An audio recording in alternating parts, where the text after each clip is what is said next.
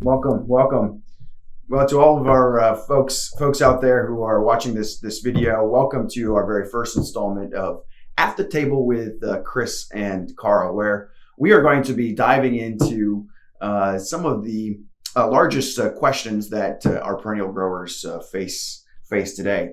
And today we get to start out with a question that I often get asked is, should we overwinter perennials?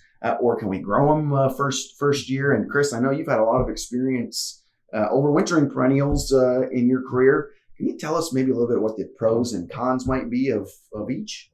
Yeah, well, there's a lot of varying opinions as far as that goes, and everybody has their own specifics on how they like to do it. Personally, I think anytime you can overwinter a perennial and bulk that up in the fall and then flower in the springtime, you're going to have more flower power. You're going to have a bigger, beefier plants.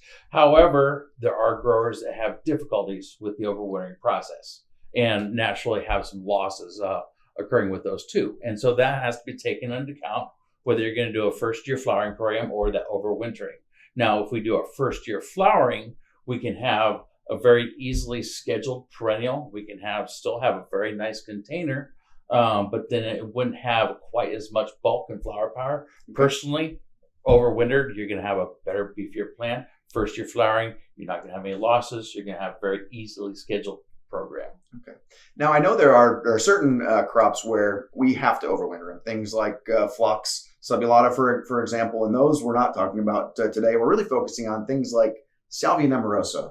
And Karl, I know you have been working very closely with the breeding programs of Salvia nemorosa for many years. And I guess, do you overwinter those or do you grow them first year? Well, I think to Chris's point, it kind of depends on when your season is as well. So for the growers who are in the deep south or in the mid south, and their season on say Salvia nemorosa starts in late March, early April, you kind of need to plant that in the fall, bulk it up, and then have it ready. Now, I think for where we are in Chicagoland, Midwest growers, Northeast growers, I think they can spring plant a Salvia nemorosa and have outstanding plants for that May, June window of time. Okay. So it does kind of depend on where people are at, I think.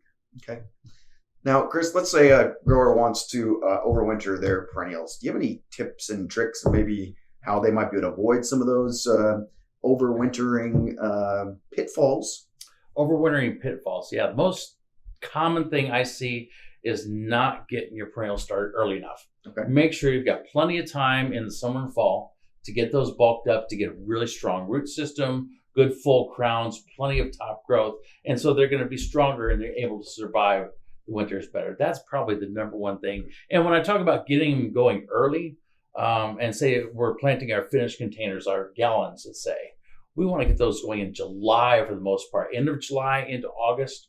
There are some of those things that are long day perennials, Echinaceae, Phlox paniculatus. They require long days to actively grow. And so we have to have most of our growth and bulking done before short days gets here, middle of September. That's really your target for some of those items. Other items you can plant a little bit later, but make sure you get plenty of maturity. That's going to be the best thing to help you survive the winters.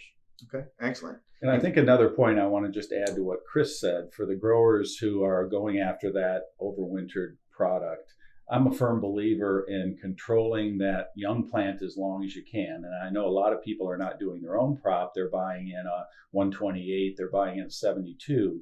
But kind of a bridge between exposing yourself in your 1 gallon material to let's say spring planting would be buy in that 72 or 128, pot it up into a 21 cell, for instance. Then you're maintaining a lot fewer square feet, and maybe you can have it in a semi-heated greenhouse instead of a tunnel that's not heated and blanketed. So you can sort of balance that winter loss and the advantages of first year flowering, or let's say spring planting, with lower losses and lower field time, with getting that bulking in the product as well. Excellent. Well, thank you very much, guys.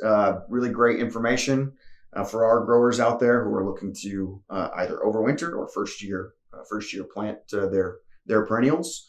And for the folks out there who watch this video, we'll see you next time at the Table with Chris and Karl.